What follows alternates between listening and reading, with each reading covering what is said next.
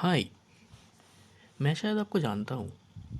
आप वही हो ना जो एक ऐप से लोन लेके ऑप्शंस किए हो, या गैम्बलिंग किए हो, या पर्सनल इमरजेंसी में यूज़ किए हो, और फिर वही पैसा लौटाने के टाइम दूसरे ऐप से उससे भी ज़्यादा हाई रेट पे लोन लिए हो। अम, शायद आप इनमें से ही कोई एक हो। और ये मेरी भी कहानी है। 7 साल, 150 से ज़्यादा ऐप लोन्स, 1 लाख से ज़्यादा मंथली EMI, और 1000 से ज़्यादा स्लीपलेस नाइट, और भी बहुत कुछ। लेकिन अब ये बंद करना है, वापस आना है अपनी नॉर्मल ज़िंदगी पर, जो शायद आप सब लोग भी चाहते हो। तो आइए शुरू करते हैं।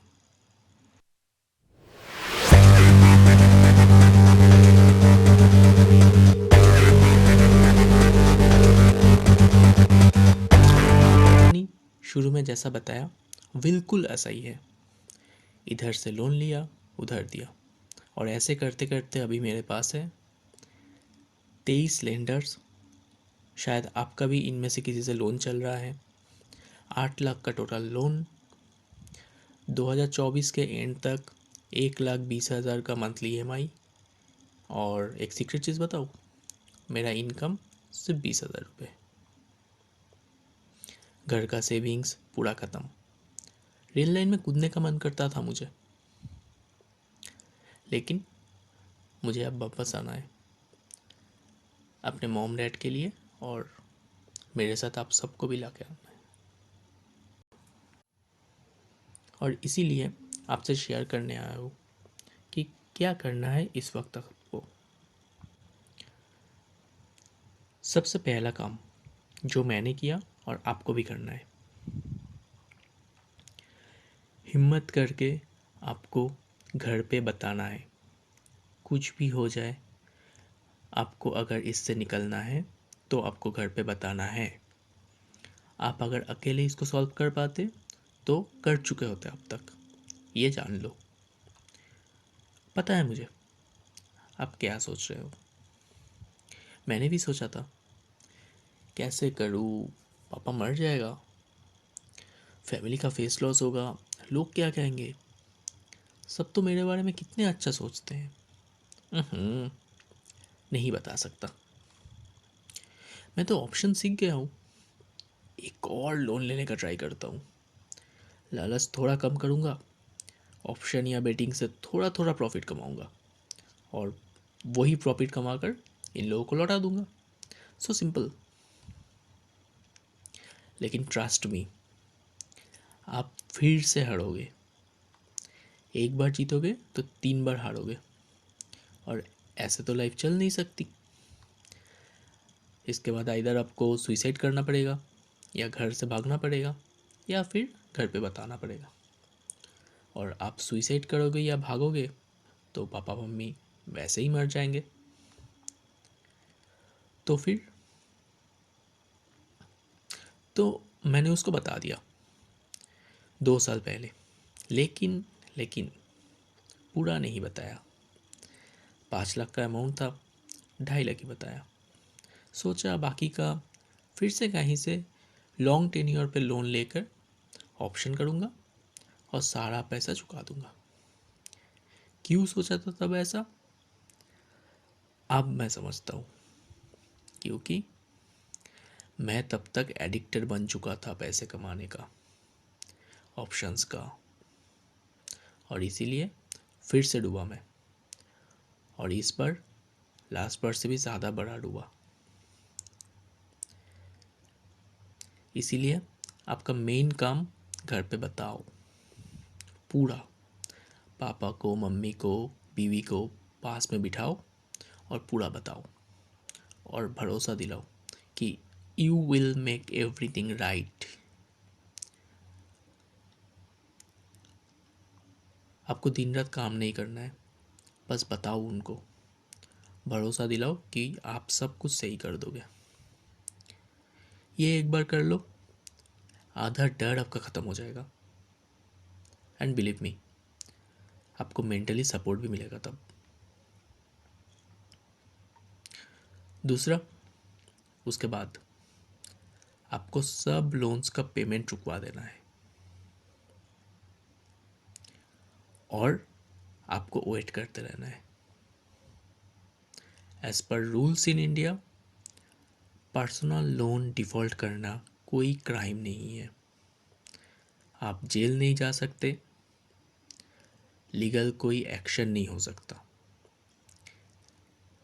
ये लोन वाले आपको 3 चीज़ बोलेंगे।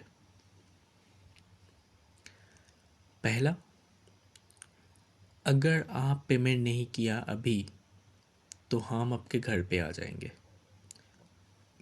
और आपका करंट एड्रेस भी बता देगा वो लोग, तो आप डर जाओगे। दूसरा, आपके कॉन्टैक्ट लिस्ट को कॉल करेंगे अगर आप पेमेंट नहीं किए तो आप फिर से डर जाओगे।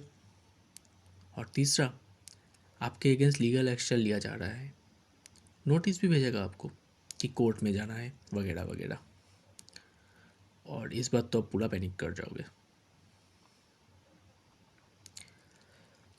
मैं तीनों को हैंडल कर रहा हूँ, वो भी एक साथ 23 लेंडर्स के।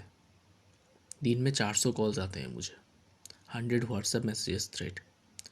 फिर भी मैं तो ज़िंदा हूँ क्योंकि मैं घर पे बता चुका हूँ।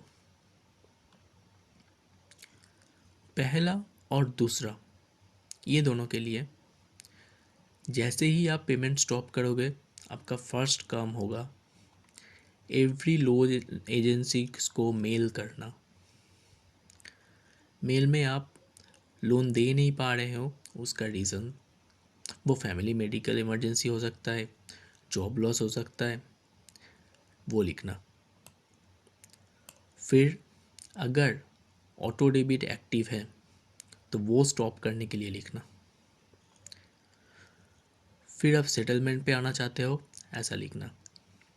और कलेक्शन एजेंसी से हैरेसमेंट ना हो उसका रिक्वेस्ट करना, और ये पूरा मेल का रिप्लाई मांगना, बस इतना ही। लेकिन लोन एजेंसीज आपके एक भी बात नहीं मानेंगे, वो लोग हैरेसमेंट करेगा ही, घर आने का धमकी भी देगा। आपको कॉल्स के लिए कॉल रिकॉर्डिंग रखना है, व्हाट्सएप स्क्रीनशॉट रखना है। आप कॉल में उनको बताओ पोलाइटली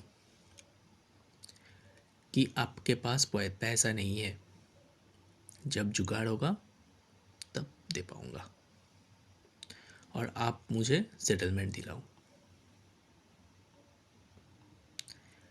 और आपको आपका ही भेजा हुआ पहले मेल में रिप्लाई करना है कि मेरा सिचुएशन ख़राब है, आपको पता है, फिर भी आप ऐसे हरास कर रहे हो मुझे, प्लीज़ इसको स्टॉप कीजिए। बस इतना ही।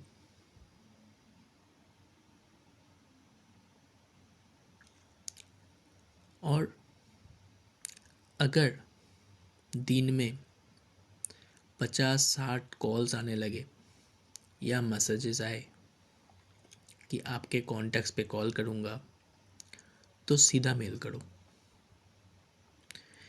कि आप आरबीआई में कंप्लेन करोगे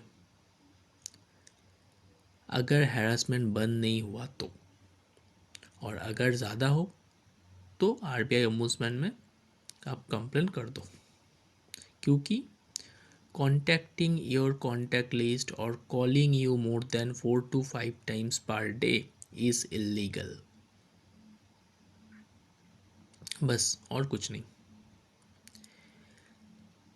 आपके घर में कोई नहीं आएगा शुरू में, और 15-20 दिनों में तो आपको समझ में आ जाएगा कि इन लोगों को हैंडल कैसे करना है। और तीसरा, लोन डिफ़ॉल्ट होने के 6 महीने से पहले कोई केस होता ही नहीं है, और आपका 50,000 के नीचे लोन होगा तो केस कोई करेगा भी नहीं, क्योंकि उसमें कंपनी का ही लॉस है। वो बस आपको फेक नोटिस दिखा के डराते रहेंगे। क्योंकि उन लोगों को पता है आपका डर ही उनका पैसा निकाल के देगा। आप डरना बंद करोगे, वो लोग कुछ नहीं कर पाएगा। और आपका डर अब जब फैमिली को बोलोगे तभी आधा ख़त्म हो जाएगा। तो फिर आज इतना ही। नेक्स्ट वीडियो में मेरा सारा लोन एजेंसी का नाम, सबका रिकवरी प्रोसेस और उनको कैसे हैंडल कर रहा हूँ ये जानकारी दूंगा। Till then, stay strong and don't panic. Please subscribe to stay updated.